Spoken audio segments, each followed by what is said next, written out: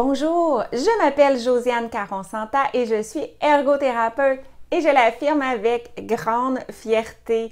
Oui, je vous invite, vous mes collègues ergothérapeutes du Canada et du reste du monde francophone, à venir discuter avec moi de motricité fine dans une formation en ligne que j'ai conçue spécifiquement pour vous, ergothérapeutes qui pratiquez dans le monde de la pédiatrie. Si vous êtes un ou une jeune ergothérapeute en début de pratique ou peut-être même en réorientation vers la pédiatrie, vous aurez déjà jugé pertinent d'en savoir plus sur la motricité fine pour enrichir votre pratique.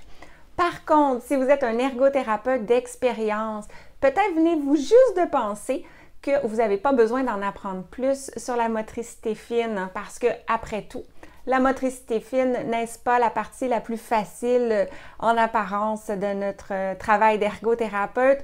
Mais oui, c'est vrai que les ergothérapeutes sont bien connus pour travailler la motricité fine et qu'on nous sollicite souvent pour intervenir à ce niveau-là.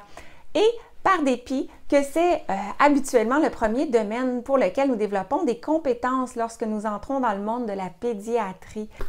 Je suis ergothérapeute depuis 1998 et comme la majorité des ergothérapeutes, j'ai fait beaucoup de motricité fine en début de pratique. Mes compétences générales en pédiatrie étaient encore tout juste en émergence au moment de ma graduation. En rétrospective et en toute honnêteté, j'ai réalisé que je n'en savais pas tant que ça sur la motricité fine. Alors, pour une variété de raisons, j'ai décidé que je voulais en savoir plus sur la motricité fine. Je voulais comprendre la séquence de développement des composantes de la motricité fine, dans quel ordre planifier mes interventions. Je voulais m'outiller de toutes les connaissances nécessaires pour être capable d'offrir le meilleur de moi-même en tant qu'ergothérapeute et le meilleur de la philosophie et de la perspective de ma profession pour qu'elle soit reconnue à sa juste valeur. Alors, c'est ce que j'ai fait. J'ai appris beaucoup au cours des 10 dernières années et je vous invite à venir partager avec moi le fruit de mes connaissances sur la motricité fine dans cette formation en ligne. Concrètement, à quoi vous attendre dans la formation? Eh bien, d'abord, nous allons discuter d'évaluation formelle avec les batteries d'évaluation et informelle des composantes de la motricité fine et des différentes capacités sensorimotrices qui soutiennent la motricité fine.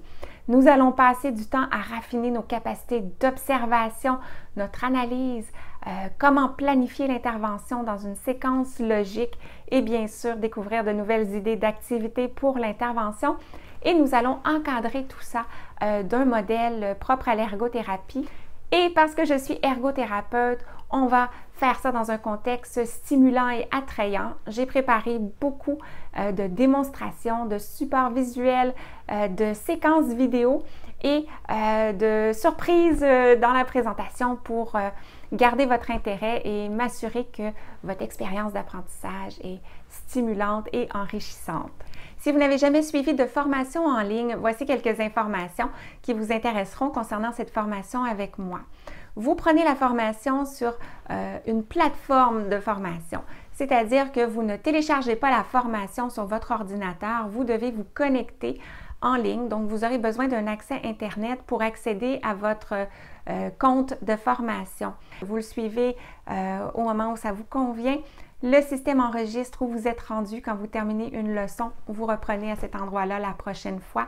En tout temps, vous pouvez revenir en arrière s'il y a des segments que vous souhaitez revisionner. Également, nous aurons des documents que vous pourrez télécharger en référence et poursuivre la formation.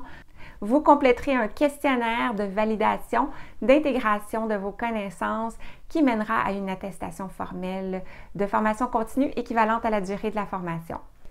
Si vous avez d'autres questions, n'hésitez pas à m'écrire. Ça me fera plaisir de vous aider à déterminer si cette formation est pour vous.